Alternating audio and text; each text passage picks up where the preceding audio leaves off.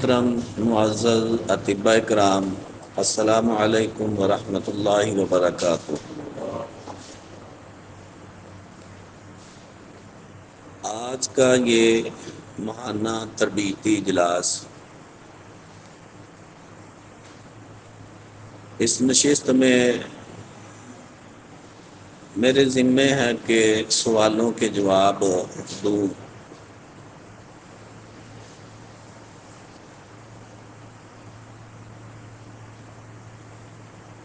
اس سے پہلے کہ سوالوں کے جواب دینا شروع کروں،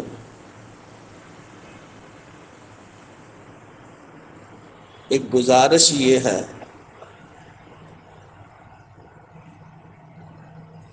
کہ ایک تو جو بھی ساتھی اجلاس میں آئے وہ مطالعہ کر کے آیا کرے، تاکہ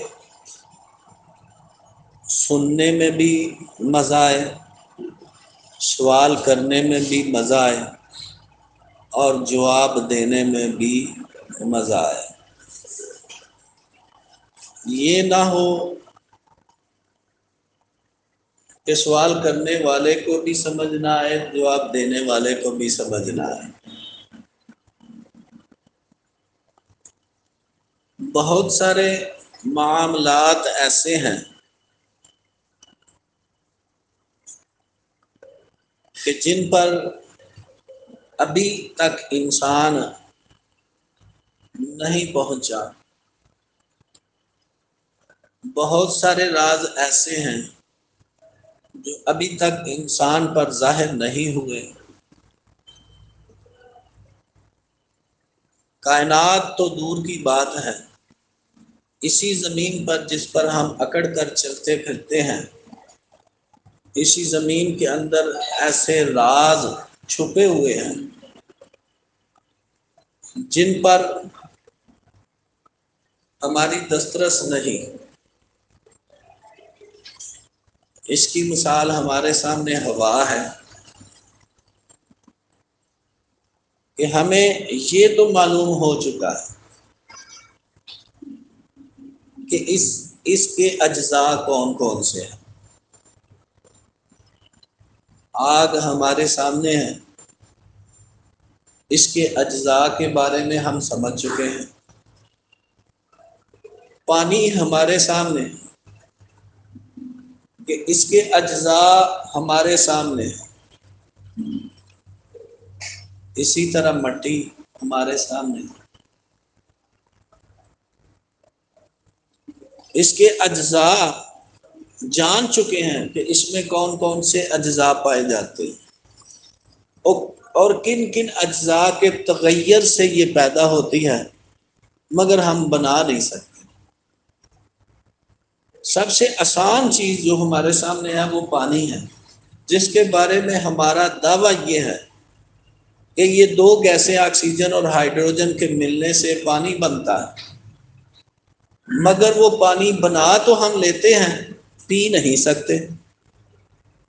وہ پانی پینے کے قابل نہیں ہوتا، لیکن دعویٰ ہمارا یہی ہے کہ یہ دو گیسوں کا مرکب ہے اور ان دو گیسوں کو ملانے سے پانی بن جاتا ہے، مگر وہ پانی جو ہم بناتے ہیں وہ ہم پی نہیں سکتے، مگر جو اللہ کا پیدا کردہ پانی ہے وہ ہم پیتے ہیں۔ اس لیے ابھی بہت سارے راز ایسے ہیں جو افشا نہیں ہوئے، وہ ابھی تک قدرت کے احاطے میں ہیں۔ اللہ فرماتے ہیں ان اللہ علی کل شیء محیط، کہ اللہ ہر چیز کا احاطہ کیے ہوئے ہے۔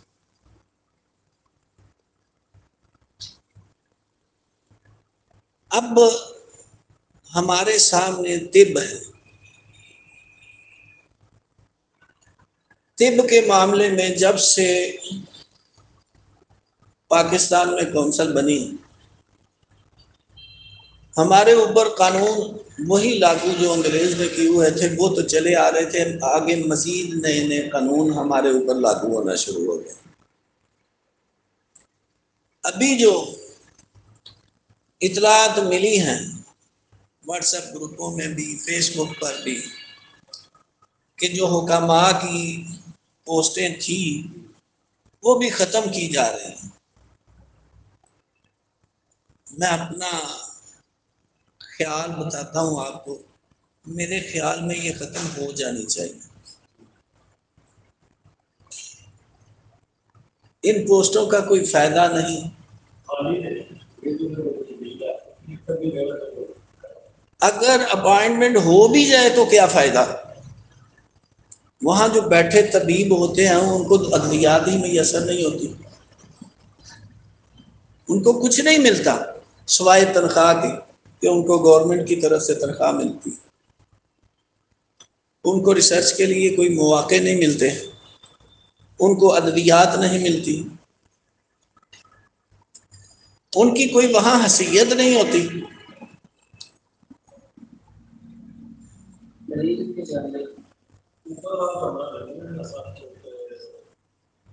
جہاں بھی جائیں آپ دیکھ سکتے ہیں کہ وہاں ان کی کیا حیثیت ہے۔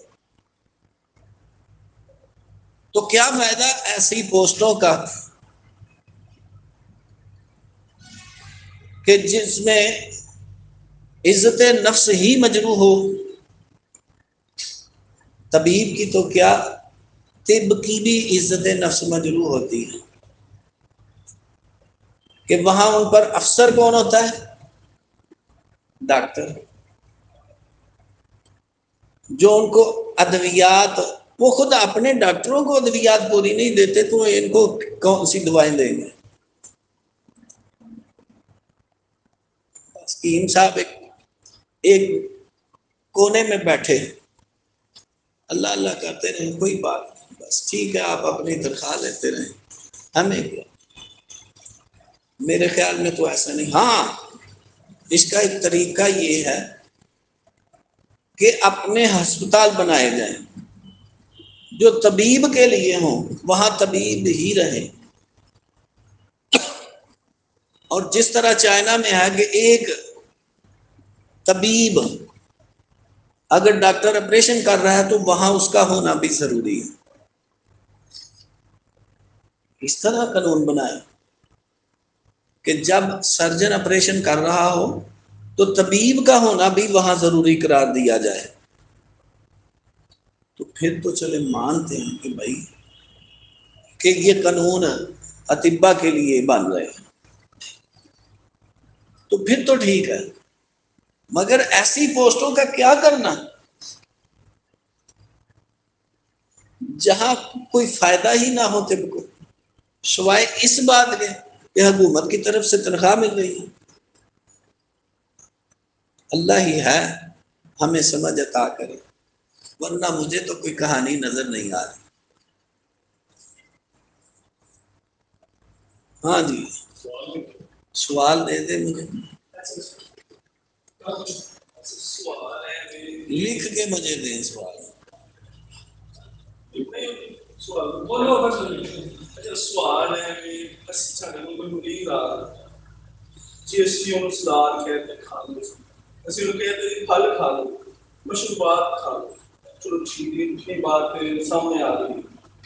جب آ رہا ہے تاہی مریضات آ ہنڈیا دے چیزاں کے استعمال کا وہ آیا ہر مریض کو وہی مسالہ اس کو بنتے طریقے یا وہ کمی بیشی کے نال اسی مطلب جو پتا تعین کرنگے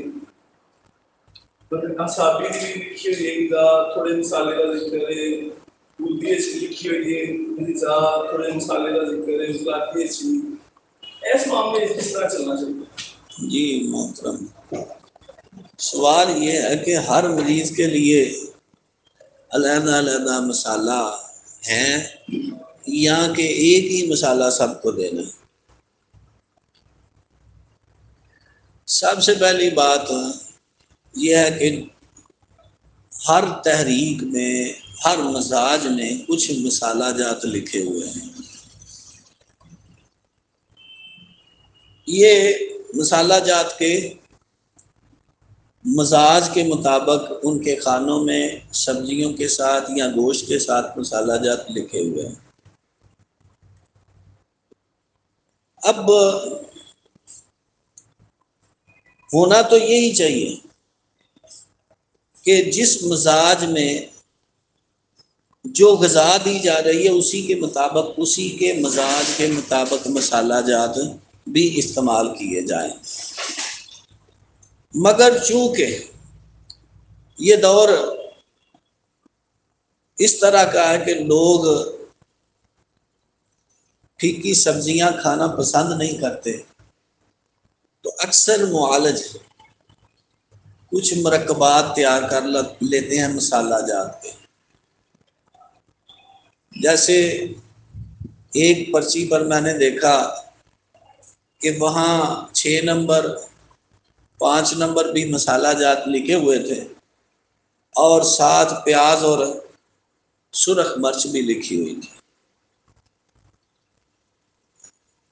اس کے مزاج میں اگر غور و فکر کے مطابق دیکھا جائے تو معالج حضرات نے تو مزاج قائم کر دیا، لیکن مریض کو اس کا پتہ نہیں ہوتا کہ میں نے مسالہ کتنا ڈالنا ہے، وہ اپنی مرضی کے مطابق ڈالتا ہے، اس لیے اس میں خرابی پیدا ہو جاتی ہے۔ اس کے لیے چاہیے تو یہ کہ معالج حضرات جو ہیں وہ مسالہ اپنے پاس سے دیں مریض کو کہ اتنی مقدار میں ہو تو پھر یہ مزاج قائم ہوگا۔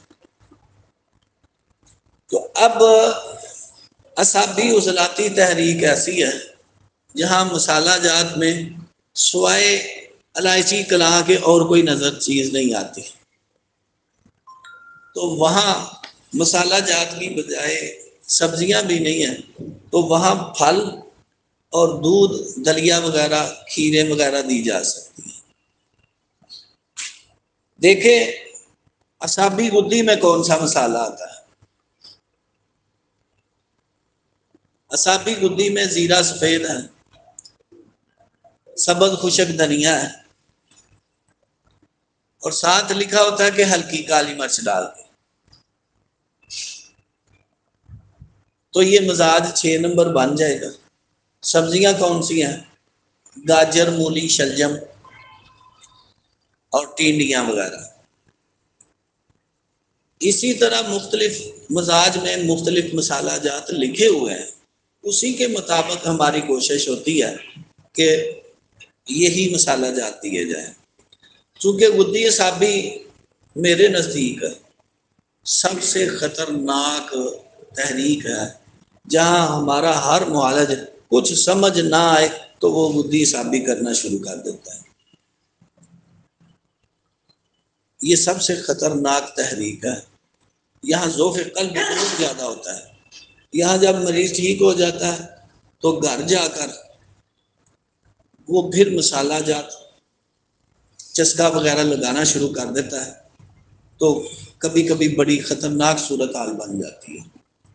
اس لیے معالج کو چاہیے کہ غدی اعصابی تحریک مکمل کرنے کے بعد مریض کو اپنی نگرانی میں غذا شروع کروائے کہ اس طرح یہ بھی کھا لو، یہ بھی کھا لو، یہ بھی کھا لو، آہستہ آہستہ اس کو سمجھائے کہ بھائی آہستہ آہستہ تھوڑی مقدار میں دوسری چیزیں کھانا شروع کرے تاکہ کوئی خطرناک صورتحال پیدا نہ ہو۔ اور کوئی جی؟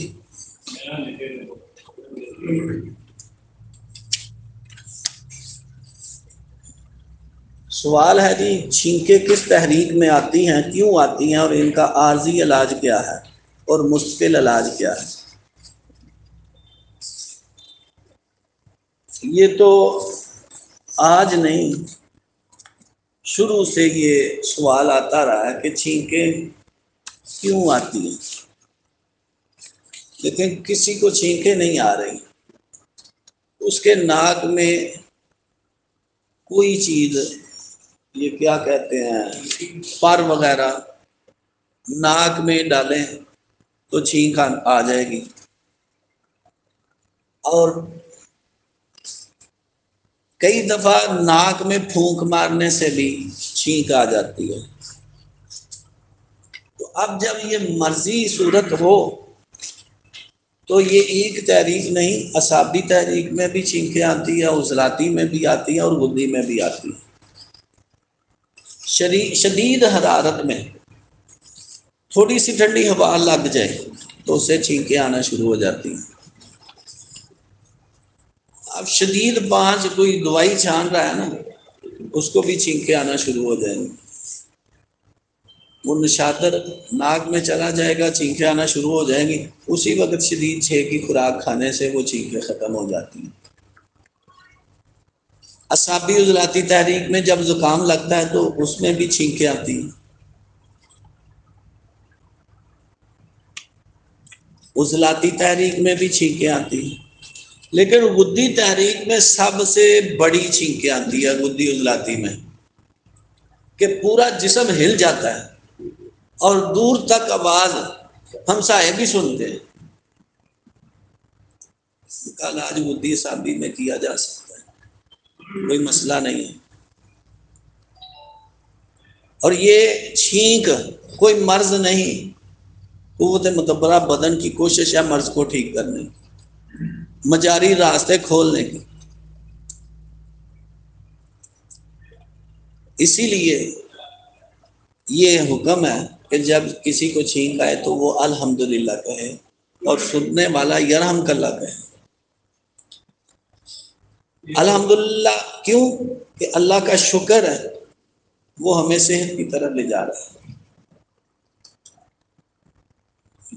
دوسرا سوال، جن کے پیٹ میں گیس ہو اور پیٹ ڈھول کی طرح بڑا ہوا ہو، نبض غدی عضلاتی ہے، اس کا علاج کیسے کریں گے؟ پہلی بات تو یہ ہے کہ جن کے پیٹ میں گیس ہو اور پیٹ ڈھول کی طرح بڑا ہوا ہو وہ غدی عضلاتی ہوتے ہی نہیں، وہ عضلاتی اعصابی ہوتے ہیں۔ ٹھیک ہے جی، اور ان کا علاج جو ہے وہ عضلاتی غدی تحریک میں کرنا چاہیے تاکہ ہوا کا اخراج ہو۔ ٹھیک ہے جی، اور کوئی سوال جی؟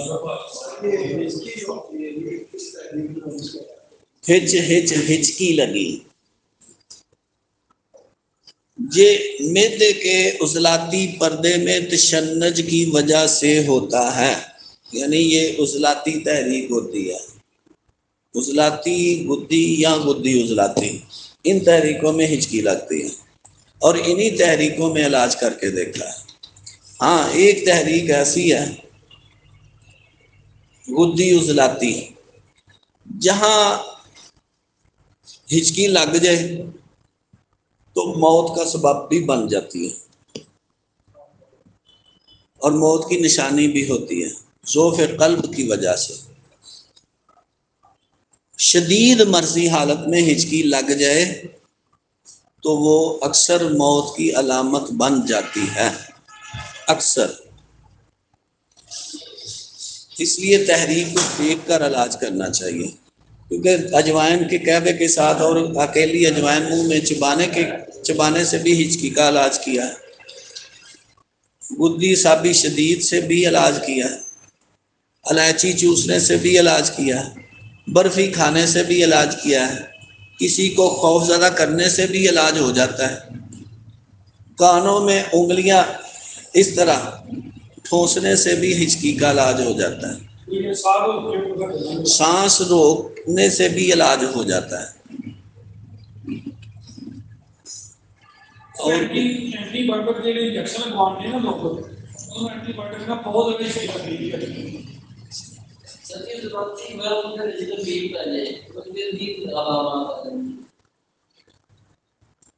پہلی بات تو یہ ہے کہ جب تک ورم عضلات میں ہوتا ہے تو پیپ نہیں بنتی، جب آپ وہاں تحلیل پیدا کریں گے تو پیپ پھر بنے گی، جب پیپ بنے گی تو وہ غدی ہو جائے گی۔ ٹھیک ہے جی، عضلاتی ورم میں ہمیشہ خون آتا ہے، پیپ نہیں آتی، جب پیپ بن گئی تو سمجھ لیں غدی ہو گئی۔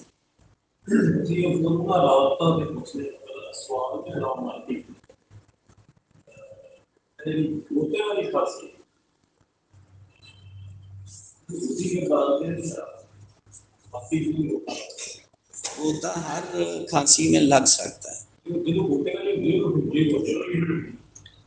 ہر کھانسی جب لگتی ہے تو ابتداءً کچھ اور ہوتی ہے، جب انتہا پر پہنچتی ہے تو پھر اور مسائل ہوتے ہیں۔ اور جس کھانسی میں کیا آ جائے ریشے کی، وہ اس کا علاج اعصابی کھانسی کا نسخہ جو ہے وہ بہترین ہے، اعصابی نزلہ جو ہے وہ بھی بہترین ہے۔ اور کوئی سوال؟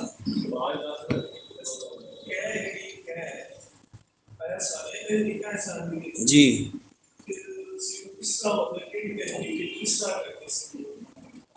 یار یہ تو بچوں والے سوال ہیں، آپ اتنا تجربہ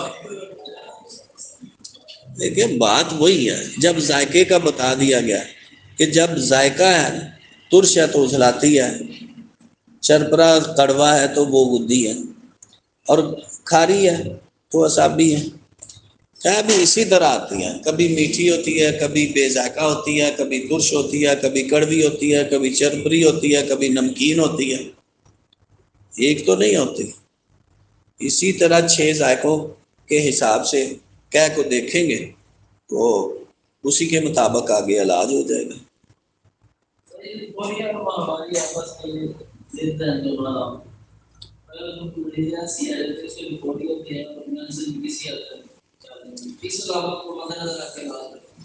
دیکھیں، علامت کو مد نظر رکھ کے تو علاج کرنا ہی نہیں چاہیے، یہ تو بہت غلط کنسپٹ ہے۔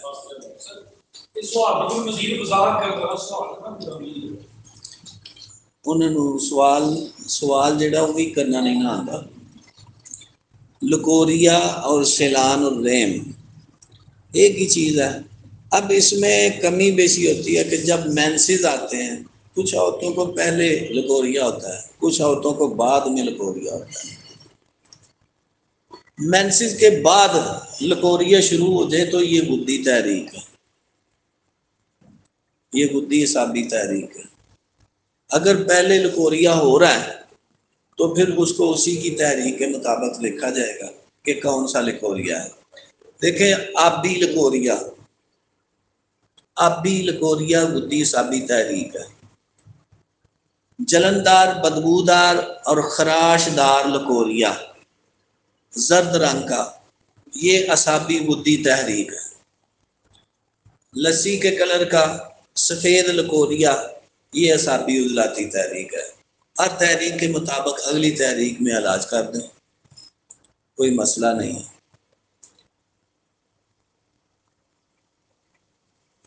اور کچھ؟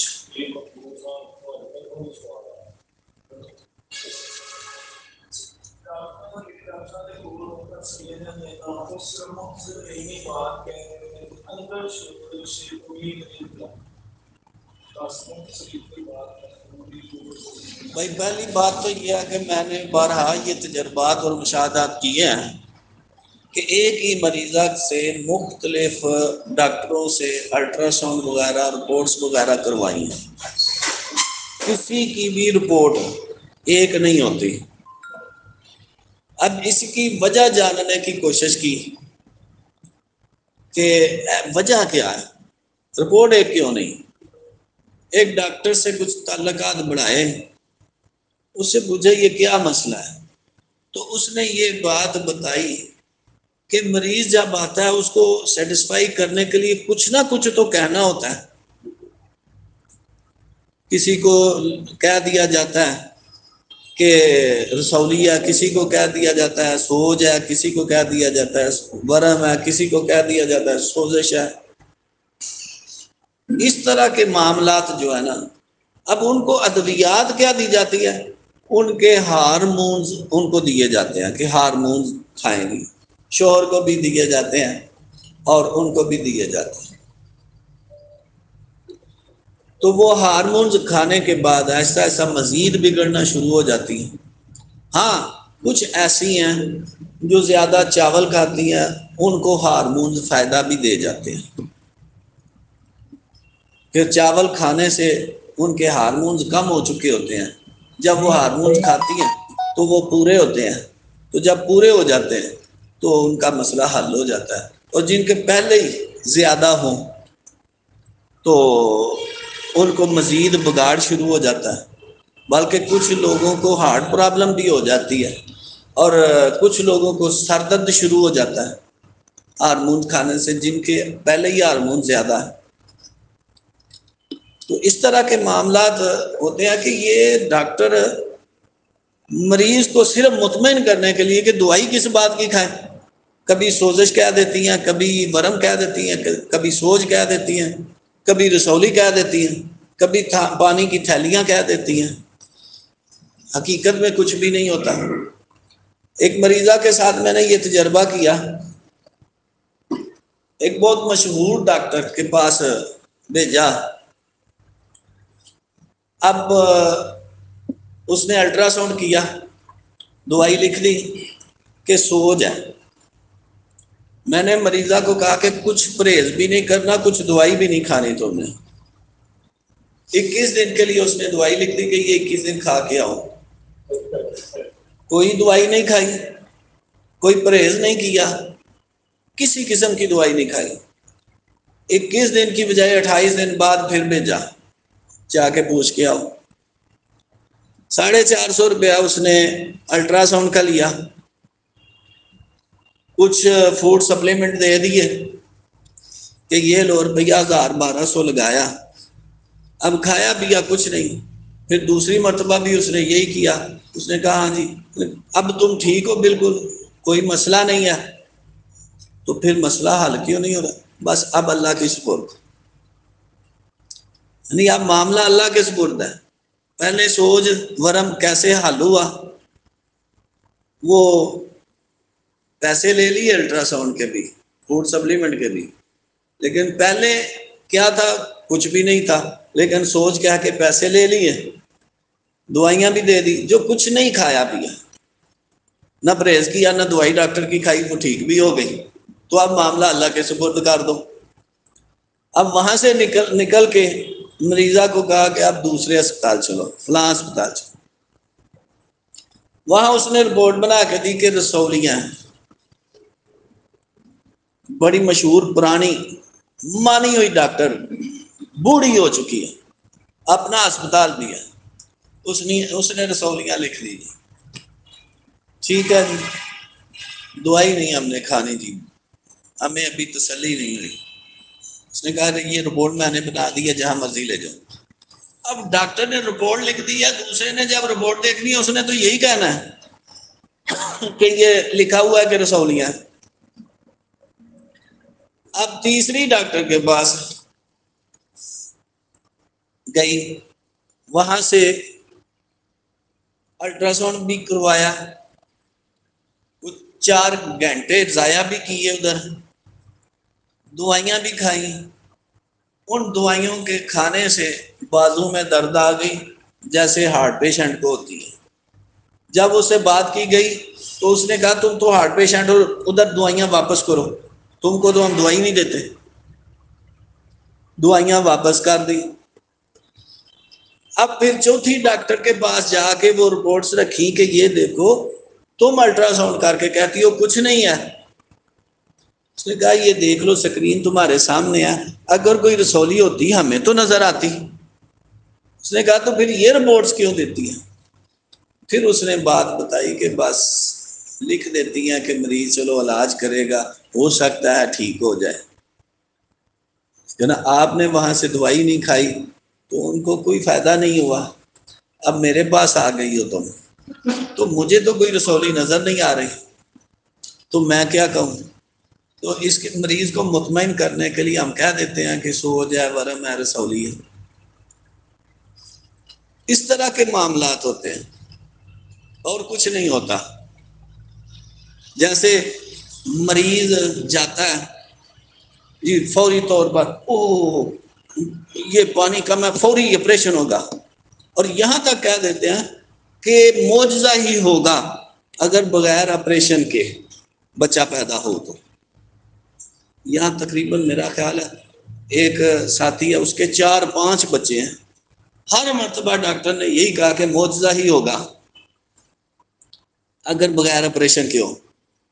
وہ اللہ کے فضل و کرم سے ایک بھی بچہ بڑے آپریشن سے نہیں ہوا۔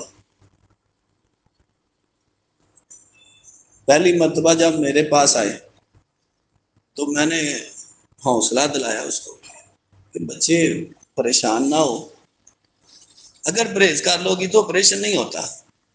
اس نے کہا جو بھی ہو میں کروں گی۔ اس کو صرف جوس پینے کے لیے دیا، ہو گیا بچہ، اللہ کے فضل سے نارمل کیس ہو گیا۔ سبزیوں کا جوس، کدو، شلجم، گاجر اور کھیرا، 4 سبزیوں کا جوس، کدو، گاجر، شلجم اور کھیرا، ان 4 سبزیوں کا جوس برابر حسب ضرورت شہد ڈال کے نیم گرم پینا ہے۔ اللہ کے فضل و کرم سے بچہ نارمل ہو گیا۔ دوسری مرتبہ انہوں نے خود ہی وہ جوس یوز کیا تو مجھے بتایا کہ اب پھر معاملہ گڑبڑ ہے، جوس بھی پیا، کچھ ہو نہیں رہا۔ تو میں نے کہا کہ یار نبض دکھا دو۔ جب نبض دیکھی گی تو نبض دیکھ کے میں نے کہا یار کٹے کا گوشت کھلاؤ۔ جب کٹے کا گوشت کھلایا تو بچہ نارمل ہو گیا۔ اسی طرح معالج کا کام علامت دیکھ کر بات کرنا نہیں ہے، تشخیص کر کے علاج کرنا مقصود ہوتا ہے۔ معالج کا کام یہی ہوتا ہے کہ وہ مکمل تشخیص کرے اور پھر تجویز کرے، علامتوں پر نہ جائے۔ ابھی کچھ عرصہ پہلے، تقریباً 1 ماہ یا 2 ماہ پہلے، میرے پاس مٹھائی لے کے آیا کہ اس مرتبہ بھی ڈاکٹر نے کہا تھا کہ آپریشن ہی ہوگا، تو اس مرتبہ بھی اللہ نے نارمل کیس کر دیا۔ میرا خیال ہے 5 بچے ہیں شاید، اور 5 بار معجزے کی نوید سنائی تھی ڈاکٹر نے۔ تو ایک تو اس میں ایک حوصلہ چاہیے کہ عورت جو ہے وہ اپنے حوصلے کو مضبوط رکھے، درد کو برداشت کرے، تو صبر کے ساتھ وقت گزارے۔ اکثریت میں جو آپریشن ہوتے ہیں یہ وقت سے پہلے کر دیے جاتے ہیں۔ کئی مرتبہ ایسے کیس ہوئے ہیں کہ آپریشن کی تیاری ہو رہی ہے، بچہ باہر ہی پیدا ہو گیا۔ تو بچہ باہر پیدا ہو گیا، ڈاکٹر نے پھر بھی اندر لے جا کے آپریشن کر دیا۔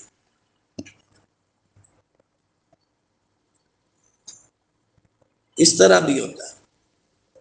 تو ایک عورت تھی، میں نے اس سے پوچھا کہ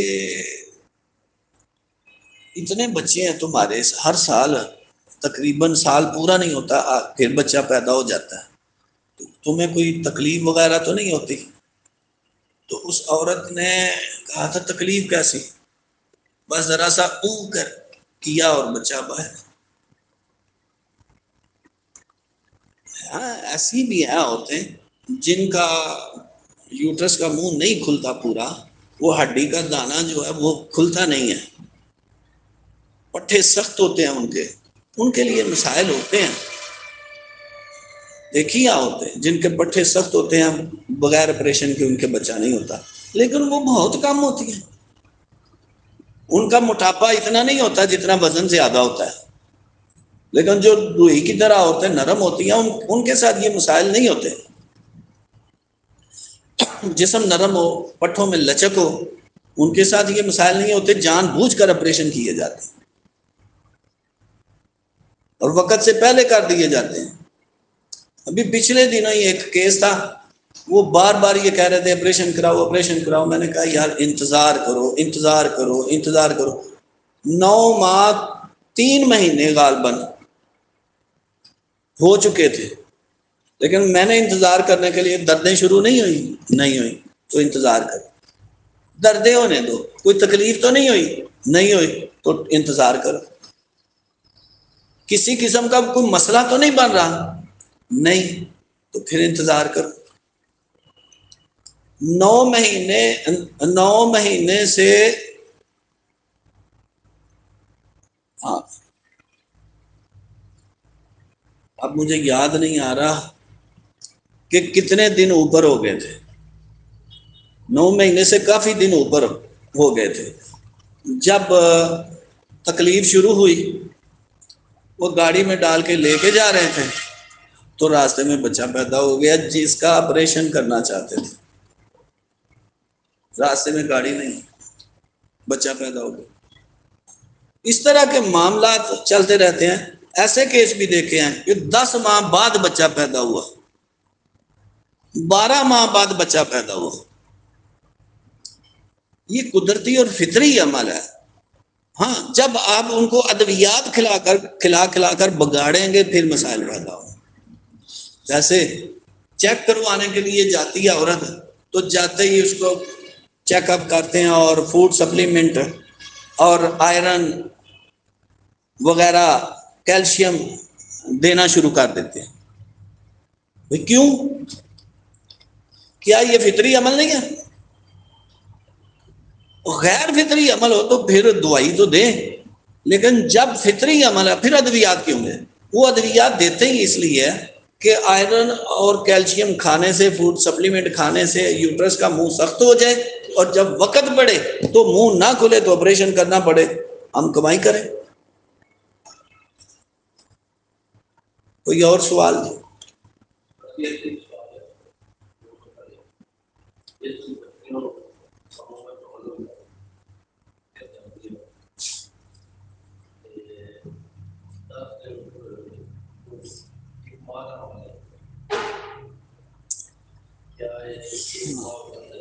دیکھیں، سب سے پہلی بات تو یہ ہے کہ جو معاشرے میں چل رہا ہوتا ہے ہر بندہ اسی کو فالو کرتا ہے، اسی کے مطابق چلتا ہے۔ حمل کب ہوتا ہے؟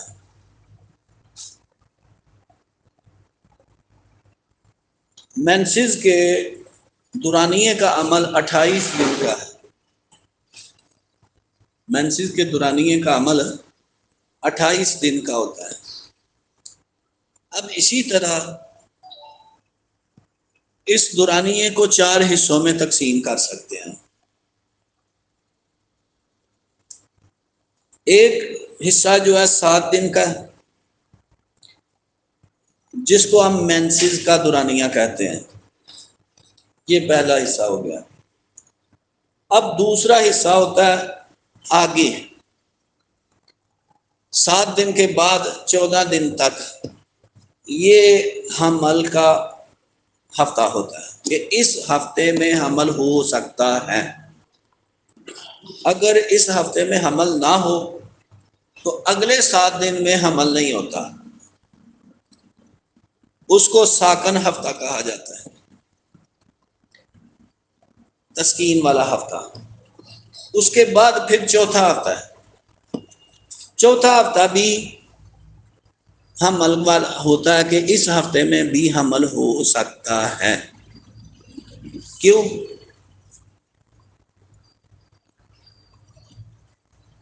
اولاد نرینہ کے لیے جو دوسرا ہفتہ ہوتا ہے، یعنی پہلا ہفتہ مینسز کا اور دوسرا ہفتہ، اس ہفتے میں جو بیضا اخراج پاتا ہے وہ نرینہ ہوتا ہے۔ اس ہفتے میں بیضا جو ہے وہ اگر حمل قرار پا جائے تو ٹھیک، ورنہ یہ ضائع ہو گیا۔ اس کے بعد تیسرا ہفتہ چھوڑ کے چوتھا ہفتہ جو ہوتا ہے، اس ہفتے میں بیضا اخراج پاتا ہے وہ لڑکی کا ہوتا ہے۔ اس ہفتے میں حمل قرار پا جائے تو ٹھیک، ورنہ اگلے ہفتے مینسز شروع۔ یہ ترتیب ہے۔ اب ہوتا کیا ہے، یہ 1 مہینے کا آگے مینسز نہیں آئے، چیک کیا کہ حمل ہو گیا تو اس کی مدت 1 مہینہ لکھی جاتی ہے۔ کیوں؟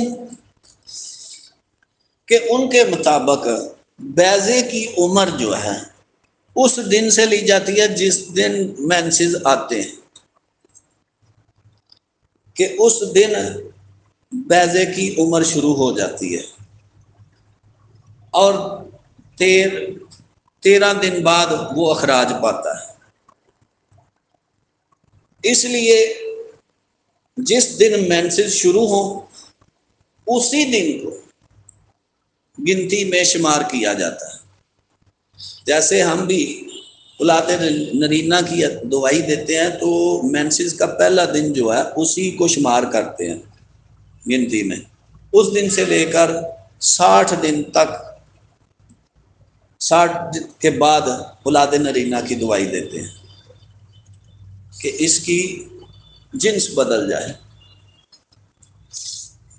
بقول ایلوپیتھی کے کہ ایسا ممکن ہی نہیں، جنس کا تعین حمل والے دن ہی بلکہ حمل سے پہلے اگر بیضہ خارج ہو رہا ہے تو اسی دن تعین ہو جاتا ہے. لیکن ایسی بات نہیں ہے. تجربات اور مشاہدات بتاتے ہیں کہ اگر آپ نے ٹائمنگ درست رکھی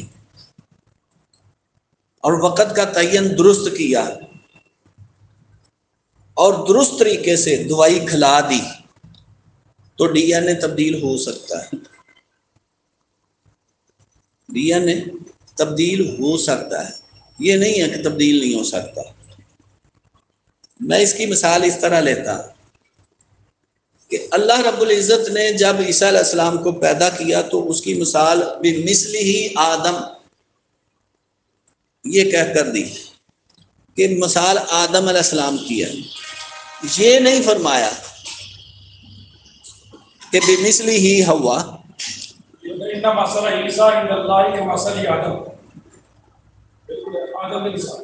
اما حوا کی مثال نہیں دی. کیوں؟ کہ ہمارے ابا آدم علیہ السلام کے اندر دونوں موجود تھے. کیا کہتے ہیں وہ؟ ایکس وائی اور X double X. X Y دونوں موجود تھے، ایکس اور وائی دونوں موجود تھے، کروموسوم. اب وہاں کوئی مسئلہ نہیں ہے. ایکس وائی کو اللہ ملا دیتا، لڑکا پیدا کر دیتا، یا ایکس ایکس کو ملا کے لڑکی پیدا کر دیتا. لیکن وہاں اما حوا کو پیدا کیا بائیں پسلی سے. بائیں پسلی سے مراد یہ بھی ہو سکتا ہے کہ بائیں خصیے سے، بائیں سائڈ ہے.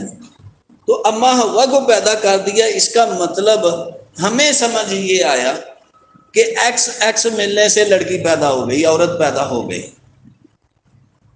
اب بھی مثل ہی آدم یہ اسی لیے کہا کہ وہاں اما مریم علیہ السلام میں ایکس ایکس ہی موجود سے وائی موجود، کروموسوم ہی نہیں تھا. تو وہاں اللہ نے ایکس کو وائی میں تبدیل کر کے لڑکا پیدا کر دیا. پھر کہا کہ یہ آدم کی مثل ہے، کمثلہ ہی آدم. تو اس کا مطلب یہ ہے کہ اس کا ڈی این اے تبدیل ہو سکتا ہے اور ایکس وائی میں تبدیل ہو سکتا ہے. شرط یہی ہے کہ آپ حق ادا کریں. کس چیز کا؟ خدائی کا. کس چیز کا؟ خدائی کا. کہ آپ واقعہ ہی خدا بن جائیں. معذرت کے ساتھ یہ بھی عرض کرتا چلوں کہ ایک معالج جو ہوتا ہے مریض کے لیے وہ خدا ہی ہوتا ہے. کیوں؟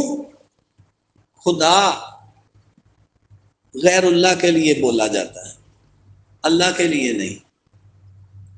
اللہ کو ہم پنجابی میں خدا کہتے رہتے ہیں.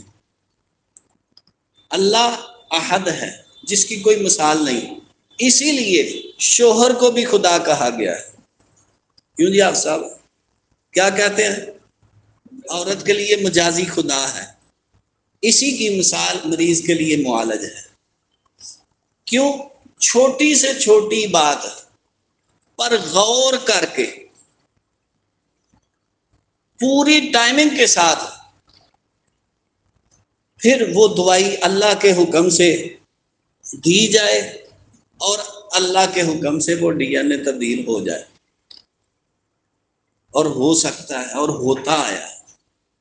اور یہاں تک ہے آج بھی وہ شخص زندہ ہے جس کو دوائی دی گئی، باقی سارے بہن بھائی انتہائی خوبصورت ہیں، قد کاٹ اچھے ہیں، لیکن وہ لڑکا کالا سیاہ رنگ کا، جس کے لیے شرط باقاعدہ تحریراً طے تھی، ہو بھی لڑکا اور ہو بھی کالے سیاہ رنگ کا، ان کے پورے خاندان میں پوری نسل میں کالے رنگ کی کوئی مثال نہیں ملتی، لیکن وہ ان میں اکیلا ہے۔ اب آگے بھی اس کے بچے سرخ و سفید ہیں مگر وہ اکیلا کالا ہے۔ یہ اللہ کی دی ہوئی دعائیوں میں یہ تاثیر موجود ہے کہ رنگ چاہے کالا ہو چاہے سرخ و سفید ہو، جو چاہے آپ رنگ لے سکتے ہیں اولاد میں بھی، مگر شرط وہی ہے کہ خدا نے جو علم دیا ہے اس کو پورا فالو کرے، باریک بینی سے جائزہ لے، ٹائمنگ کا پورا خیال رکھے، تو پھر جو چاہے حاصل کرے اس مالک کی ذات سے۔ یہ نہیں ہے کہ بس دوائی دے دی، بہت سارے مسائل ہیں، کیوں، کیا اور کیسے۔ ویسے تو جب اللہ کی رضا ہو تو آپ جاتے جاتے زمین سے مٹی پکڑ کر دے دیں گے تو اللہ سن لے گا، لیکن ایک معالج کو اپنی پوری قوتیں، اپنا پورا علم، اپنا پورا فن استعمال کرنا ہوگا، تو پھر اللہ پر توکل کرے کہ یہ تیرے سپرد ہے، تو دینے والا ہے اور میں لینے والا۔ ایک چیز ہو جی اگے گفتگو ساری مہنگی تھی، جی اگے سارے گفتگو میری بھی ہوئی ہے، وہ گفتگو کے جدا جدا پہلو ہوتے اگر ضرورت ہے تو گفتگو کر سکتے ہو، اعتراض میں اختلاف میں سب کچھ۔ جی محترم، ابھی تو میں نے پوری گفتگو نہیں سنی، چند چیزیں سنی آپ کی گفتگو کی۔ جنہوں نے پوری سنی ہے ان کو چاہیے کہ وہ آپ کی گفتگو کو فالو کریں اور تجربات اور مشاہدات بیان کر کے نوٹ کر کے وہ پھر اگلی مرتبہ سب کے سامنے پیش کریں۔ یہ ہوتا ہے طریقہ کار۔ بین الاقوامی طریقہ کار یہ ہے کہ اگر کوئی ریسرچ کرتا ہے وہ دنیا کے سامنے پیش کرتا ہے، جو سامنے بیٹھے ہوتے ہیں وہ نوٹ کرتے ہیں، نوٹس تیار کرتے ہیں، نوٹس تیار کرنے کے بعد پھر بعد میں اس ریسرچ پر سوال و جواب ہوتے ہیں، اور سوال و جواب جب دیتا ہے وہ، پھر اس پر بحث ہوتی ہے کہ یہ قانون ہو سکتا ہے یا نہیں، تو اس کو پھر پاس کیا جاتا ہے۔ پاس کرنے کے بعد یہ نہیں ہوتا کہ وہ دنیا کو بتا دیا جاتا ہے، نہیں، پھر وہ تقسیم ہو جاتا ہے کہ آپ لوگوں نے اس پر ریسرچ کرنی ہے، پورا سال ریسرچ ہوتی ہے۔ ریسرچ کرنے کے بعد وہ آ کے اگلی مرتبہ بیان کیا جاتا ہے کہ یہ تحقیق و ریسرچ ہوئی ہے، اس لیے یہ قانون فعل ہے، یہاں پاس ہے۔ اب یہ جن ساتھیوں نے سنا ہے وہ خود ریسرچ کر کے نوٹ کر کے اگلی مرتبہ آ کے بیان کریں۔ اور کوئی سوال؟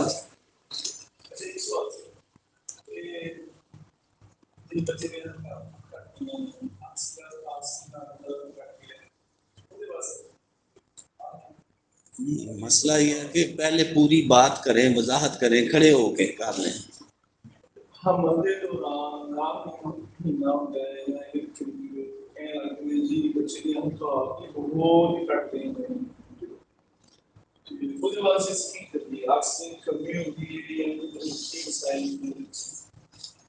جی محترم، سب سے پہلی بات تو یہ ہے کہ یہ تقریباً 90% تک فراڈ ہوتا ہے کہ بچے کی حرکات کم ہو گئی ہیں، 90% یہ فراڈ ہوتا ہے۔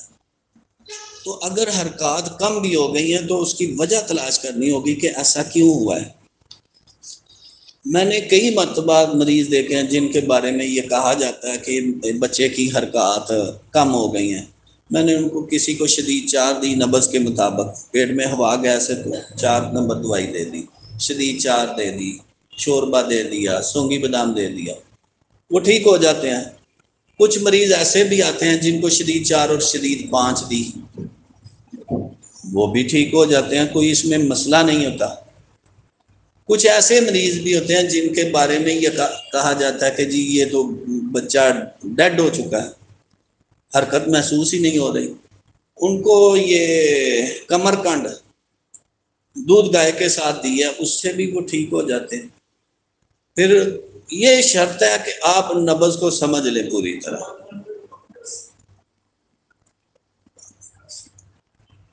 ہاں کچھ ایسے مریض ہیں جن کو ہبیٹ رہا، دودھ گائے کے ساتھ دی اور سردیاں 5-6 نمبر دی، اس سے بھی وہ ٹھیک ہو جاتے ہیں، کوئی مسائل نہیں۔ شرط یہی ہے کہ آپ تحریر کو سمجھ کر علاج کریں، کوئی مسئلہ نہیں ہوتا۔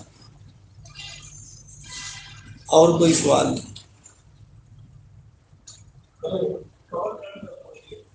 کمر کنڈ، اسگند نگوری،